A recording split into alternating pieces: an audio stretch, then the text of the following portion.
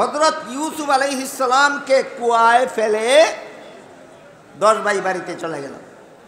ওইদিকে বড় 10 ভাইয়ের মধ্যে যিনি সকলের বড় ইয়াহুদা, তার মনে কিন্তু ইউসুফের প্রতি একটু কিছুটা দরদ আছে। তিনি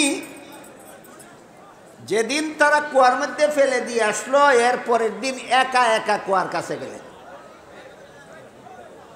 ইয়াহুদা একা একা কুয়ার কাছে গেলেন ইউসুফ কুয়ার ভিতরে কি অবস্থায় আছেন সেটা তদন্ত করার জন্য।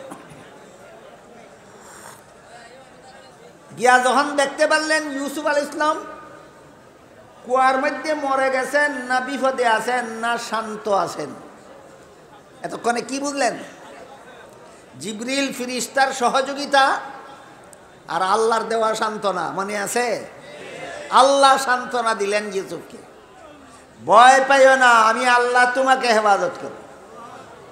জিবরিল ফিরিস্তা আঘাত লাগতে দিলেন না, আস্তে কইরা বালতিটা ধইরা পানিতে রাখিয়া এরপরে ইউসুফরে আস্তে ধইরা উঠাইয়া পাথরের উপর বসাইয়া দিলেন, আর গলার তাবিজ খুললিয়া বলেন গায়ে ভরাইয়া দিলেন। এই যে আল্লাহর কুদরতি ব্যবস্থা কুয়ার ভিতরে চলল, কোথায় চলল আল্লাহর কুদরতি ব্যবস্থা? ইউসুফকে হেফাজতের জন্য। এই ব্যবস্থায় আপনারা কি মনে করেন, ইউসুফ আগের দিন যে তারা কুয়ায় ফেলাইয়া গেল, পরের দিন ইউসুফ বিপদগ্রস্ত অবস্থায় ছিলেন, না আল্লাহর কুদরতি ব্যবস্থাপনায় সম্পূর্ণ নিরাপদ ছিলেন? সম্পূর্ণ নিরাপদ ছিলেন। বড় ভাই ইয়াহুদা যখন দেখলো কুয়ার ভিতরে তো ইউসুফ নিরাপদেই আছে, তবে কুয়ার ভিতরে তো খানা পাইতো না, এই জন্য বড় ভাই ইয়াহুদা করলো কি, বাকি 9 ভাইকে না জানাইয়া লুকাইয়া লুকাইয়া গোপনে গোপনে বাড়িতে রুটি তৈরি করায়, আর প্রত্যেক দিন খাওয়ার টাইমে বড় ভাই ইয়াহুদা কুয়ার কাছে গিয়া কুয়ার ভিতরে ইউসুফের কাছে রুটি পৌঁছায় দেয়। এইভাবে একদিন বড় ভাই ইয়াহুদা কুয়ার ভিতরে ইউসুফ আলাইহিস সালামকে রুটি খাওয়াইয়া লালন পালন করলো। দ্বিতীয় দিন বড় ভাই ইয়াহুদা বাড়ির থেকে রুটি তৈরি করে নিয়ে বাকি 9 ভাইকে গোপন রেখে গোপনে গোপনে একা একা কুয়ার পাশে গিয়া কুয়ার ভিতরে ইউসুফ আলাইহিস সালামকে রুটি খাওয়াইয়া লালন পালন করলো। তৃতীয় দিন বড় ভাই ইয়াহুদা এই রুটি পাক করে নিয়ে কুয়ার কাছে গিয়া দেখে একদল মানুষের নড়াচড়া কুয়ার আশেপাশে দেখতে পাওয়া যায়।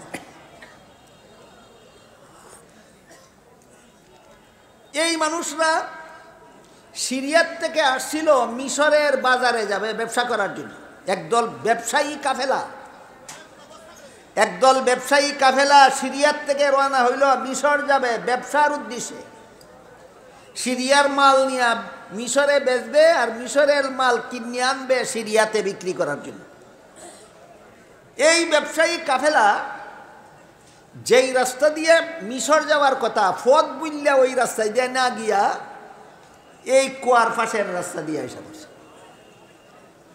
আমার কথা বুঝে থাকলে বলুন, এদের মিশর যাওয়ার রাস্তা এটাই ছিল, না আসল রাস্তা বুইল্লাই দিক দিয়ে আইছে? আসল রাস্তা বুইল্লাই দিক দিয়ে আইছে। এই ঘটনার ব্যাখ্যায় মুফাসসিরিন কেরাম তাফসীরের কিতাবে লিখেছেন, আল্লাহ পাক রব্বুল আলামিন মানুষকে যা স্মরণ রাখার তা আল্লাহ নিজে স্মরণ রাখাইয়া দেন, আর মানুষকে যা বুলানির আল্লাহ নিজের পক্ষ থেকে বুলাইয়া দেন। ব্যবসায়ী কাফেলারে আল্লাহ নিজে রাস্তা বুলাইয়া দিছেন।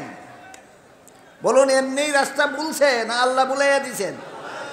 আল্লাহ যারে রাস্তা বুলাইয়া দেয় সে কোনোদিন রাস্তা পাইতে পারে না। তাফসীরের কিতাবে লেখা আছে, এই ব্যবসায়ী কাফেলাকে আল্লাহ রাস্তা বুলাইয়া দিলেন কেন? আল্লাহর ইচ্ছা হইল এরা মূল রাস্তায় না গিয়া ফদ বুল্লা এইদিকে যাও, এরপরে এখানেও গিয়া বিশ্রাম করো।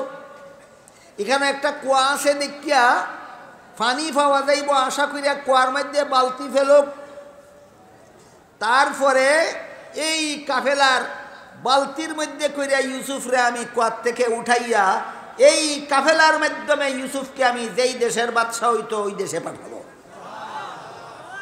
আল্লাহর কত বড় মহা পরিকল্পনার অংশ হিসাবে ব্যবসায়ী কাফেলাদেরকে আল্লাহ রাস্তা ভুলাইয়া দিছেন।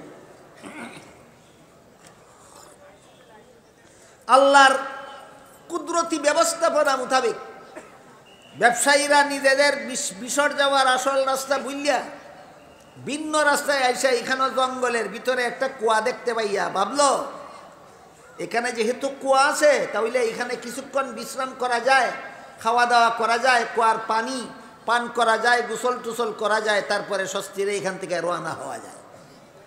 আশেপাশের কুয়াটা দেখিয়া তারা তাঁবু টানাইল, খাওয়া দাওয়া বিশ্রামের আয়োজনে লাগলো। আর ব্যবসায়ীদের পক্ষ থেকে একটা লোকরে ওই কুয়ার দিকে পাঠাইল, বালতি দিয়া রশি দিয়া পাঠাইল। এই যে দেখা যায় পাশে একটা কুয়া আছে, তুমি বালতি লিয়া যাও, রশি লিয়া যাও, এই কুয়ার ভিতর থেকে পানি উঠাইয়া নিয়ে আসো। কাফেলার লোকেরা ওইখানে বিশ্রাম নেওয়ার আয়োজন করতেছিল, আর কাফেলার পক্ষ থেকে একটা লোক বালতি লইয়া রশি লইয়া কুয়ার কাছে আসলো। আইসা এই বালতির মধ্যে রশি বাঁধে কুয়ার ভিতরে ছাড়ল।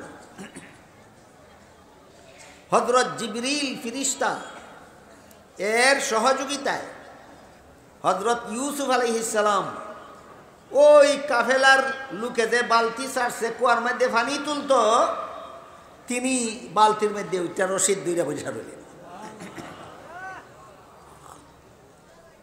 কুয়ার থেকে পানি উঠানির অভ্যাস যাদের আছে এরা বুঝবে, কুয়ার থেকে পানি উঠানির অভ্যাস যাদের নাই এরা বুঝবেন। আমার অভ্যাস আছে, আমি জানি।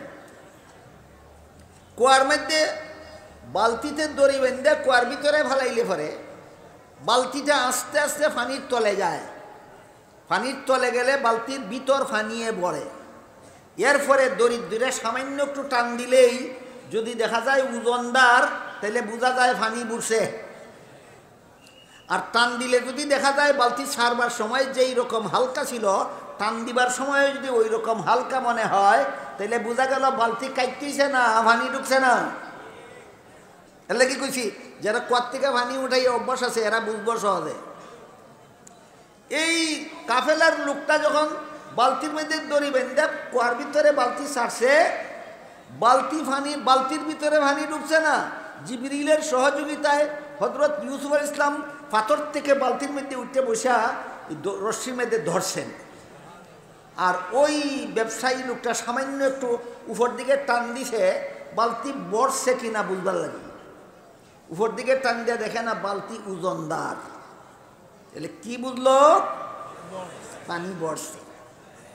যখন লোকে মনে করলো পানি বড়ছে, তাহলে তো আর এটা লাড়া ছাড়া দিয়ে লাভ নাই, বালতি উঠাই লাইলি টাইনে উঠাই লাইলি সারে, হ্যাঁ পানি বড়ছে মনে করিয়া এই বালতি টাইনে উঠাই ফেলছে। কিন্তু বালতি কুয়ার পারে উঠার পরে দেখা গেল কুয়ার বালতির ভিতরে পানি ঢুকছে না মোটেও। এত সুন্দর ফুটফুটে চাঁদের মতো সুন্দর 7 বছর বয়সের একটা শিশু ছেলে এই বালতিতে বসা।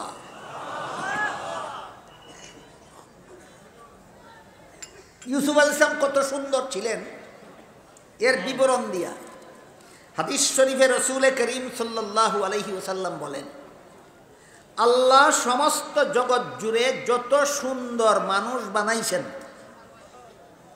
কতজন হইব মনে করেন আপনারা? 2-4 জন, 2-4 কুড়ি, 2-4 শ, না লক্ষ লক্ষ কোটি কোটি, লক্ষ লক্ষ কোটি কোটি সুন্দর মানুষ আল্লাহ জগতে বানাইছেন। আল্লাহ রসুল বলেন, সমস্ত জগৎ জুড়ে আল্লাহ যত সুন্দর মানুষ বানাইছেন, সমস্ত সুন্দর মানুষের সৌন্দর্য একত্র করলে যে পরিমাণ সুন্দর হইতো, একা ইউসুফকে আল্লাহ সেই পরিমাণ সুন্দর করে বানাইছিলেন। সুতরাং ইউসুফ আলাইহিস সালামের মতো সুন্দর মানুষ জগতে আর দ্বিতীয় কেউ নাই। ইউসুফ আলাইহিস সালামের মতো সুন্দর মানুষ জগতে আর দ্বিতীয় কেউ নাই।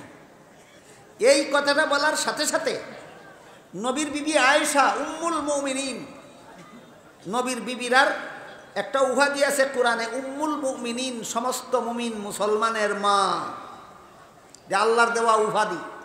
আমাদের নবীর বিবিদেরকে আল্লাহ যত উপাধি দিয়েছেন এর মধ্যে একটা উপাধি উম্মুল মুমিনিন, অর্থাৎ সমস্ত মুসলমানের মা।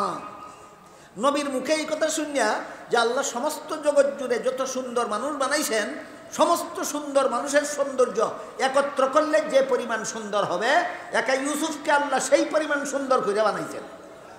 এই কথা শোনা মাত্র উম্মুল মুমিনিন হযরত আয়েশা রাদিয়াল্লাহু আনহা নবীকে জিজ্ঞাসা করে বসলেন, তাহলে এবার বলুন ইউসুফ বেশি সুন্দর ছিলেন না আপনি বেশি সুন্দর? এখান থেকে কথা ভিন্ন দিকে চলে যায়। কাহিনীর গতিতে চলে না, আয়েশা গতি ঘুরাইয়া দিলেন।